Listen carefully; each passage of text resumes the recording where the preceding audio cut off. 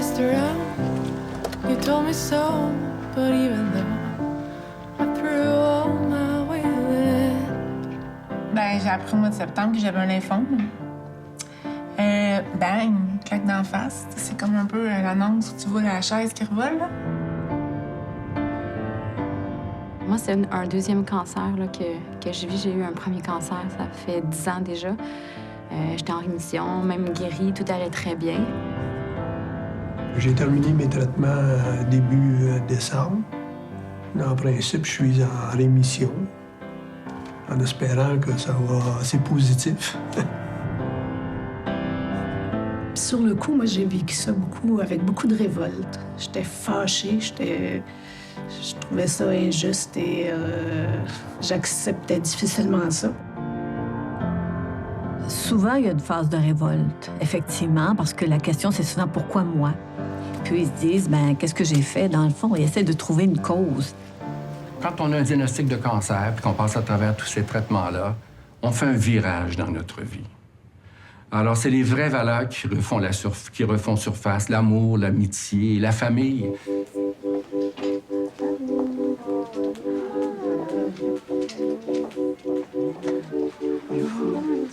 Je pense qu'elle me l'a dit le 17 mars. Ouais. 2007, le premier souper, elle m'en a parlé. Puis elle a dit, je vais mettre quelque chose au clair, j'ai déjà eu un cancer. Donc, je sais pas si elle pensait que c'était pour me faire fuir, mais moi, ça me faisait rire. Je fais ce métier-là depuis 25 ans, puis souvent, ça me fascine, puis ça me jette à terre de voir comment les gens s'accrochent à la vie. Ben, Maya, j'ai dit, il fallait que je sache si la boule était... si j'allais me battre beaucoup ou un peu. Finalement, c'était une grosse bataille, c'est gros. J'étais frustré de voir qu'il y a des gens qui le mériteraient, c'est plate à dire, mais il y en a qui le mériteraient, puis elles ne le méritent pas. On avait des projets, avoir des enfants, faire un autre voyage en Asie. Puis là, on a mis ça sur la glace.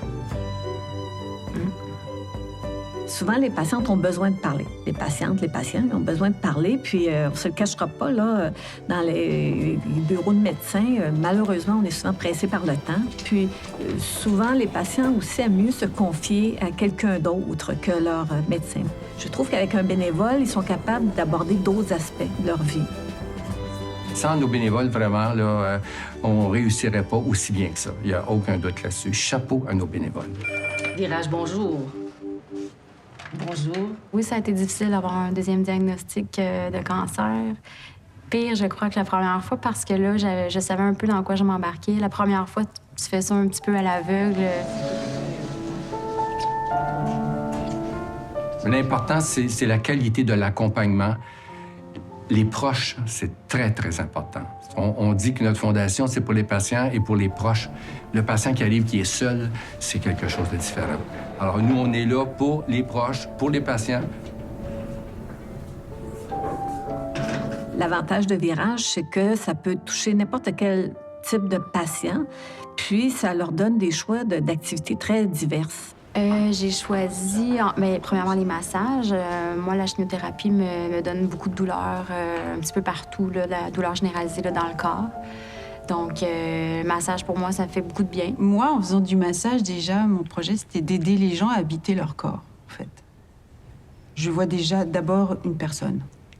Le massage, c'est lâcher les inquiétudes, l'angoisse, et puis se retrouver juste pendant 1 heure dans un autre espace. En 2, en 3, en 4, en 5, en 6, on inspire.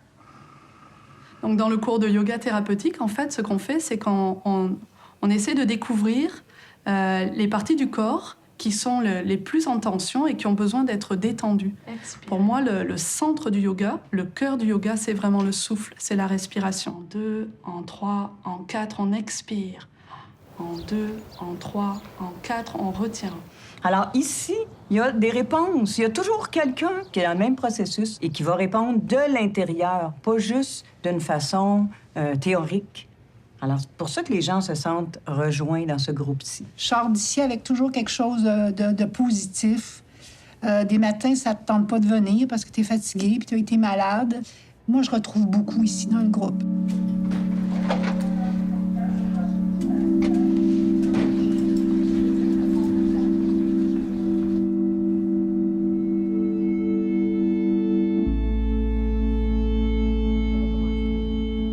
c'est effectivement un virage où on réapprend à se connaître, savoir mieux connaître ce qu'on souhaite dans la vie, puis ce qu'on ne veut plus, et repartir peut-être sur de nouvelles bases. C'est un temps d'arrêt, je dirais, puis de garder le côté positif de ça, parce qu'on passe pas à travers tout ça pour rien. Fait qu'il faut apprendre de ça, il faut garder le plus qui en reste.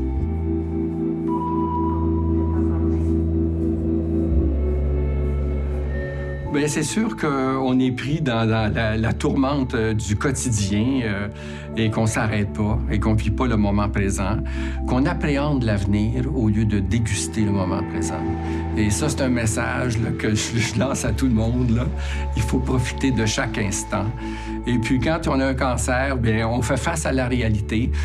On se bat avec tous les moyens qui sont disponibles et on le sait, on peut vivre avec le cancer. On vit différemment et dans bien des cas, je l'ai vu et je le vois quotidiennement, on vit mieux. L'espèce d'épiphanie post-maladie, là, je pense que c'est pas surfait. Je pense que c'est vrai que tout ce que j'ai vécu, malgré tout ça, j'ai vécu des moments de profonde douleur, mais de profonde grâce aussi, tu sais, où tu te dis « Wow, c'est vraiment beau. C'est juste beau, la vie. »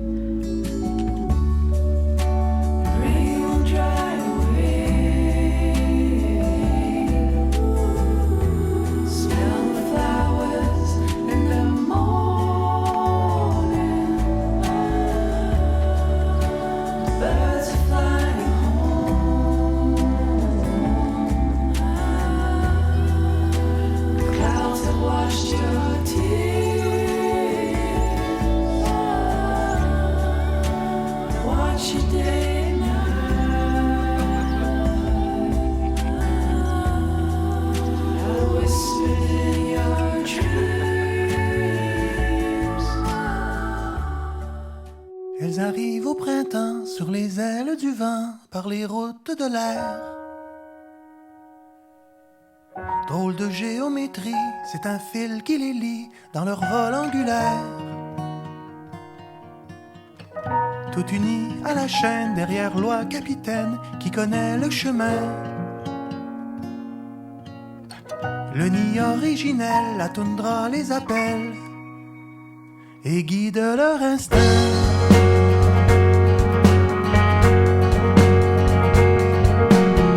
Tour à tour, elles prendront la tête du peloton, le temps d'une gouvernance.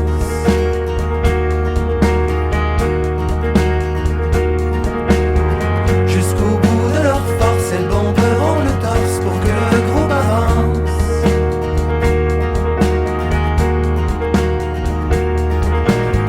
Une fois épuisée, la place sera cédée à un autre plus fort.